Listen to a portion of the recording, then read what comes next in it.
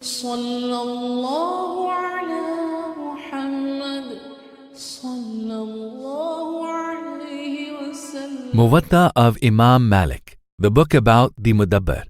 Footnote, Mudabbar, a slave who has been given a tadbir, a contract to be set free after his master's death. Chapter on Judgment on the Mudabbar. Yahya related to me that Malik said, what is done in our community in the case of a man who makes his slave girl a mudabbara and she gives birth to children after that, and then the slave girl dies before the one who gave her a tadbir, is that her children are in her possession. The conditions which were confirmed for her are confirmed for them. The death of their mother does not harm them. If the one who made her mudabbara dies, they are free if their value is less than 1/3 of his total property. Malik said, for every mother by birth, as opposed to mother by suckling, her children are in her possession. If she is free and she gives birth after she is free, her children are free. If she is a mudabbara or mukataba, or freed after a number of years in service, or part of her is free and pledged, or she is an walad, any children she has are in the same position as their mother. They are set free when she is set free, and they are slaves when she is a slave.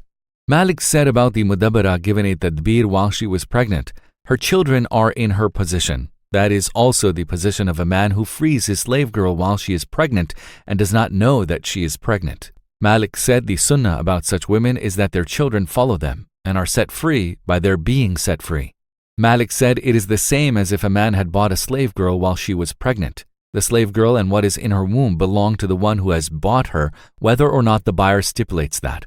Malik continued, it is not lawful for the seller to make an exception about what is in her womb, because that is an uncertain transaction. It reduces her price, and he does not know if that will reach him or not. It is as if one were selling the fetus in the womb of the mother. That is not lawful, because it is an uncertain transaction. Malik said about the mukatab or mudabbar who bought a slave girl and had intercourse with her, and she became pregnant by him and gave birth. The children of either of them by a slave girl are in the same position as himself. They are set free when he is set free, and they are slaves while he is a slave. Malik said, when he is set free, the walad is part of his property which is surrendered to him when he is set free.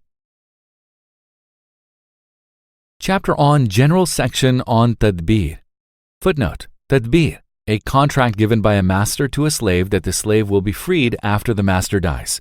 Malik, speaking about a mudabbar who says to his master, free me immediately, and I will give you 50 dinars, which I will have to pay in installments. And his master says, yes, you are free, and you must pay me 50 dinars, and you will pay me 10 dinars every year. And the slave is satisfied with this. Then the master dies 1, 2, or 3 days later, said, the freeing is confirmed, and the 50 dinars become a debt against him. His testimony is permitted. His inviolability as a free man is confirmed, as are his inheritance and his liability to the full hudud punishments. The death of his master, however, does not reduce the debt for him at all. Malik said that if a man who made his slave a mudabbar died and he had some property on hand and some absent property, and in the property on hand there was not enough, in the third he was allowed to bequeath to cover the value of the mudabbar was kept there together with the property. And his tax, kharaj, was gathered until the master's absent property was clear. Then if a third of what his master left would cover his value, he was freed with his property and what had gathered of his tax. If there was not enough to cover his value in what his master had left, as much of him was freed as the third would allow, and his property was left in his hands. Chapter on Bequests involving Tadbir. Malik said the generally agreed on way of doing things in our community is that any setting free which a man makes in a bequest that he wills in health or illness can be rescinded by him when he likes and changed when he likes, as long as it is not a tadbir. There is no way to rescind a tadbir once he has made it. As for every child born to him by a slave girl whom he wills to be set free but does not make mudabbara, her children are not freed with her when she is freed. That is because her master can change his will when he likes and rescind it when he likes, and being set free is not confirmed for her. She is in the position of a slave girl whose master says, if so-and-so remains with me until I die, she is free. That is, he does not make a definite contract. Malik said if she fulfills such a condition, that right is hers. If he wishes to do so before the fulfillment of the condition, he can sell her and her child because he has not included her child in any condition he has made for her. The bequest of setting free is different from tadbir. The precedent of the sunnah makes a distinction between them. Had a bequest been in the position of a tadbir, no testator would be able to change his will and whatever he mentioned in it of setting free. His property would be tied up, and he would not be able to use it. Malik said about a man who made all his slaves Mudabbar while he was well and they were his only property. If he made some of them Mudabbar before the others, one begins with the first until the third of his property is reached. That is, their value is matched against the third, and those whose value are covered are free. If he makes them all Mudabbar in his terminal illness and says in one statement, so-and-so is free, so-and-so is free, so-and-so is free if my death occurs in this illness, or he makes them all Mudabbar in the same statement, they are matched against the third, and one does not begin with any of them before the others. It is a bequest, and they have a third of his property divided between them in shares. Then the third of his property frees each of them according to the extent of his share. No single one of them is given preference when that all occurs in his illness. Malik spoke about a master who made his slave a Mudabbar, and then he died, and the only property he possessed was the Mudabbar slave, and the slave had property. He said a third of the Mudabbar is freed, and his property remains in his possession. Malik said about a Mudabbar whose master gave him a kitaba, and then the master died and did not leave any property other than him, a third of him is freed, and a third of his kitaba is reduced, and he owes 2/3. Malik spoke about a man who freed half of his slave while he was ill and made irrevocable his freeing half of him or all of him, and he had made another slave of his Mudabbar before that. He said one begins with the slave he made Mudabbar before, the one he freed while he was ill. That is because the man cannot revoke what he has made Mudabbar and cannot follow it with a matter which will rescind it. When this Mudabbar is freed, then what remains of the third goes to the one who had half of him freed so as to complete his setting free entirely in the third of the property of the deceased. If what is left of the third does not cover that, whatever is covered by what is left of the third is freed after the first Mudabbar is freed. Chapter on a master's intercourse with his Mudabbara. Malik related to me from Nafi that Abdullah ibn Umar made 2 of his slave girls Mudabbara, and he had intercourse with them while they were Mudabbara. Malik related to me from Yahya ibn Sa'id that Sa'id ibn al-Musayyib used to say, when a man makes his slave girl Mudabbara, he can have intercourse with her. He cannot, however, sell her or give her away, and her children are in the same position as her. Chapter on selling Mudabbars. Malik said the generally agreed on way of doing things in our community about a Mudabbar is that the owner cannot sell him or change the position in which he has put him. If a debt overtakes the master, his creditors cannot sell the Mudabbar as long as the master is still alive. If the master dies and has no debts, the Mudabbar is included in the third of the bequest because the master expected his work from him as long as he lived. He cannot serve the master all of his life and then have the master free him from his heirs out of the main portion of his property when he dies. If the master of the Mudabbar dies and has no property other than him, 1/3 of him is freed and 2/3 of him belong to the heirs. If the master of the Mudabbar dies and owes a debt which encompasses the Mudabbar, he is sold to meet the debt because he can only be freed in the third, which is allowed for the bequests. He said if the debt only includes half of the slave, half of him is sold for the debt. Then 1/3 of what remains after the debt is freed.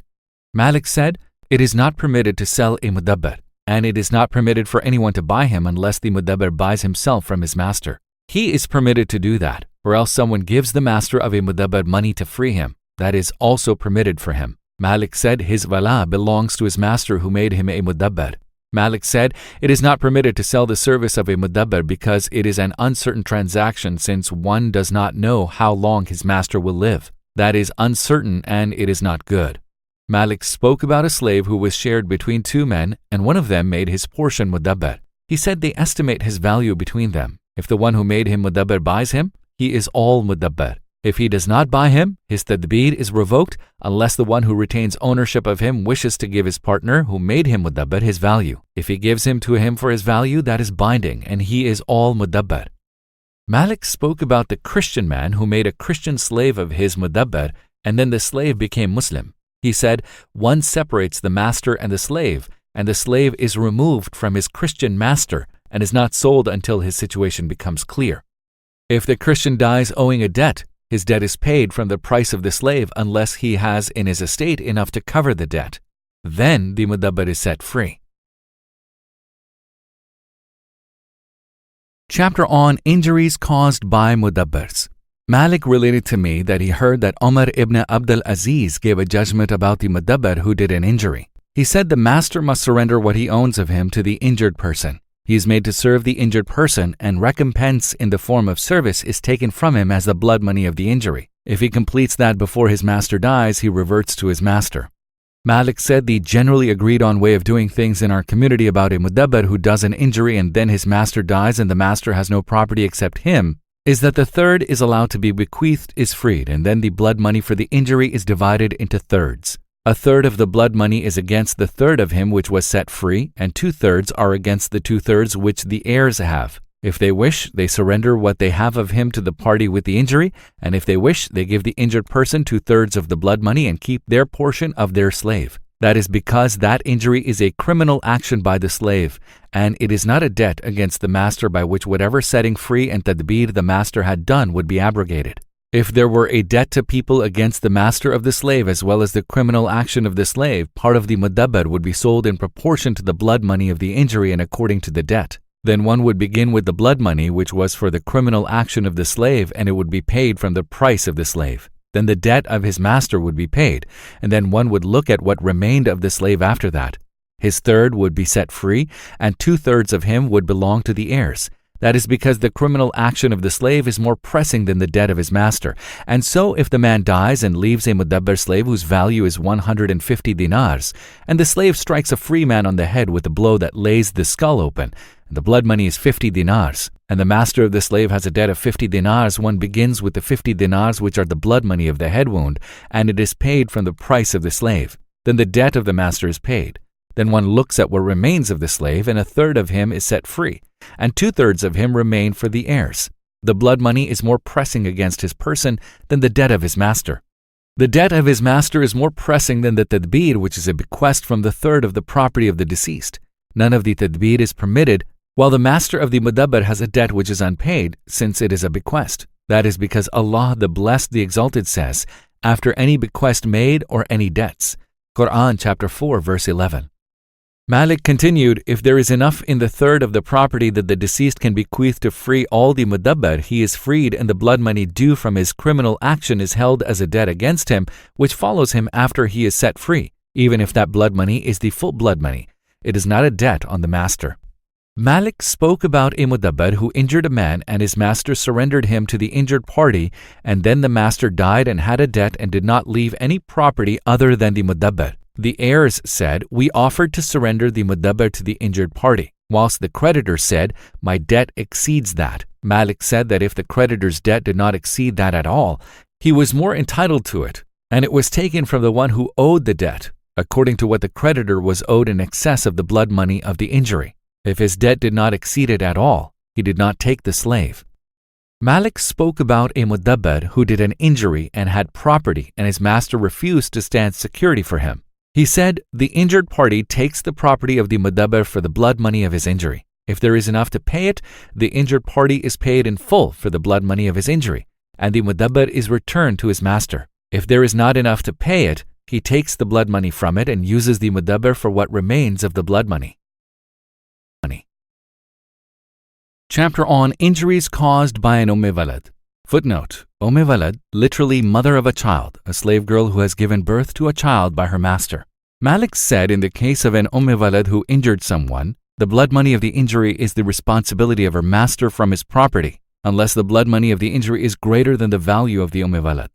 Her master does not have to pay more than her value. That is because when the master of a slave or slave girl surrenders his slave or slave girl for an injury which one of them has done, he does not owe any more than that, even if the blood money is greater. As the master of the Walad cannot surrender her because of the precedent of the Sunnah, it is as if he had surrendered her when he pays her price. He does not have to pay more than that. This is the best of what I have heard about the matter.